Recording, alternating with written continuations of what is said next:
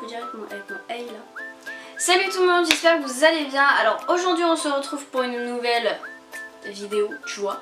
Alors aujourd'hui on se retrouve pour une nouvelle vidéo favori. Voilà, ça fait très longtemps que j'ai pas fait de vidéo favori, depuis au moins le mois d'octobre, voire même, non, septembre, si je dis pas de bêtises. Et voilà, donc en gros je vais vous montrer tous les favoris. Donc des favoris que j'aime en ce moment mais que j'ai aimé tout l'hiver. Et voilà, donc j'espère que la vidéo va vous plaire. Donc on va commencer donc par les trois premiers trucs, plus ou moins les plus rapides, où j'ai pas besoin de m'étaler là-dessus. Alors tout d'abord mon rouge à lèvres Sleek, voilà, je l'ai déjà présenté dans ma vidéo précédente, je vais pas en reparler. Il est mat, il coûte pas cher, il est génial, il tient toute la journée, voilà, la couleur est dingue.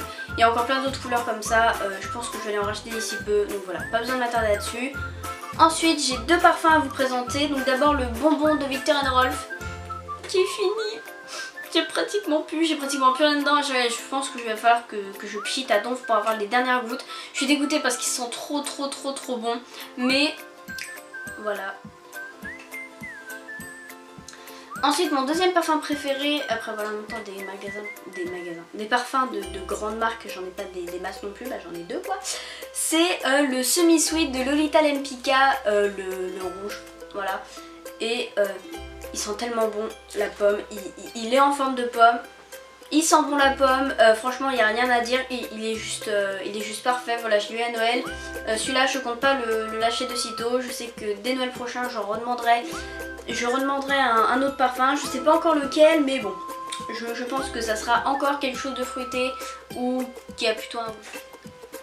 Ensuite donc, je vais vous parler donc, de deux livres, d'abord Harry Potter et l'enfant maudit que j'ai eu à Noël. Franchement en une semaine je l'ai fini, donc c'est pas un roman, donc c'est la pièce de théâtre. Franchement je crois que voilà, je n'ai jamais lu un gros pavé comme ça aussi vite. Ça se lit voilà vraiment assez rapidement. Déjà alors la couverture comparée aux autres Harry Potter je la trouve absolument magnifique, avec des petits trucs en relief comme ça. Donc voilà, donc en gros donc, on revoit en fait la fin du dernier volet d'Harry Potter, donc quand ils sont à la gare de King Cross, pour que tous leurs enfants, voilà 19 ans plus tard, vont à l'école pour leur première année, ou pour certains leur deuxième ou troisième année. Voilà, Harry avec Ginny a eu 3 enfants, Albus, Lily et James. James lui va rentrer en deuxième année, Albus lui va rentrer dans sa deuxième année, et Lily elle n'a pas encore l'âge pour aller en première année, tout simplement, elle ira l'année d'après. Et donc voilà, donc c'est l'histoire de Albus et Scorpius Malfoy, voilà, le Malfoy le Potter qu'on va retrouver bien entendu. Voilà, franchement je vous le conseille énormément, il est génial, il y a plein de choses, plein de rebondissements, mais waouh. Voilà, il est génial, il coûte 21 €, je l'ai trouvé mais ma mère l'a trouvé à la Fnac pour Noël, et voilà. Franchement si vous ne l'avez pas encore acheté, je vous le conseille, foncez pour l'acheter. Ensuite donc le deuxième livre, donc là pour le coup c'est un manga, il s'agit du manga Qui qui a écrit Le Rire Jaune. Franchement j'adore, déjà quand j'en avais entendu parler je dis il faut absolument que je l'achète, je pense qu'il va être super sympa. Voilà, donc c'est le tome 1 et franchement les dessins sont ouf, donc l'abonnée donc c'est Fanny Antini, voilà c'est ce qui est marqué, j'espère que je l'ai bien prononcé.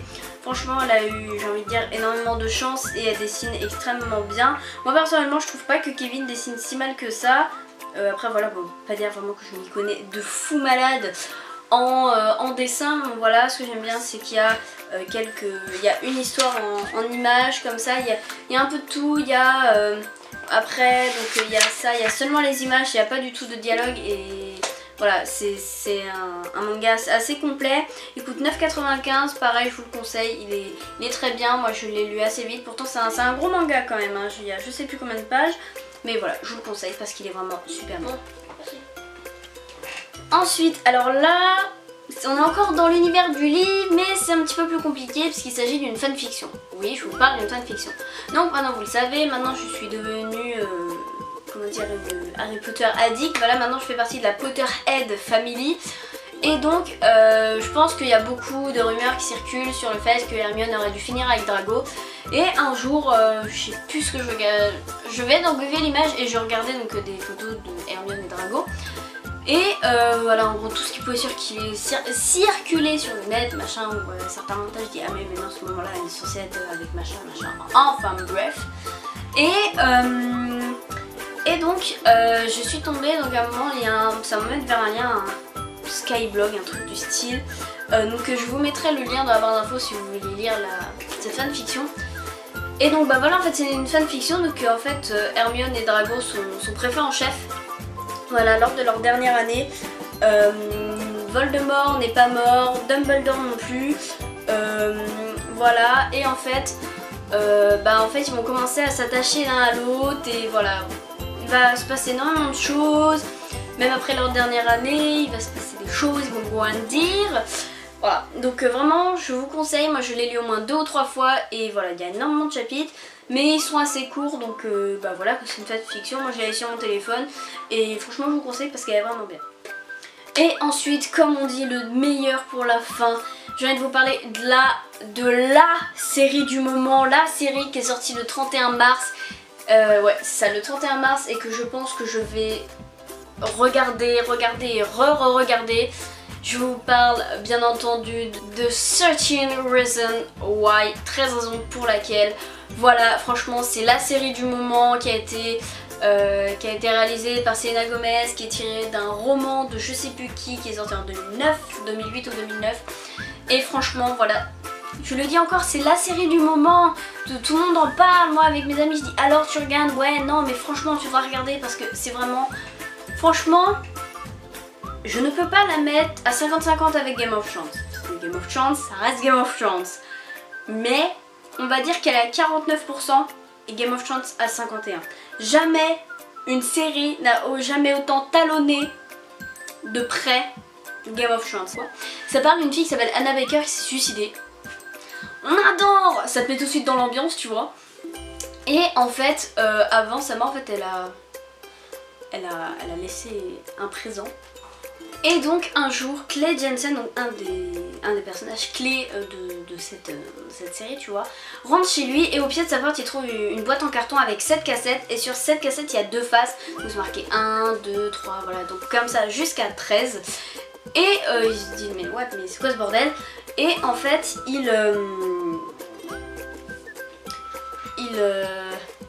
je vais y arriver.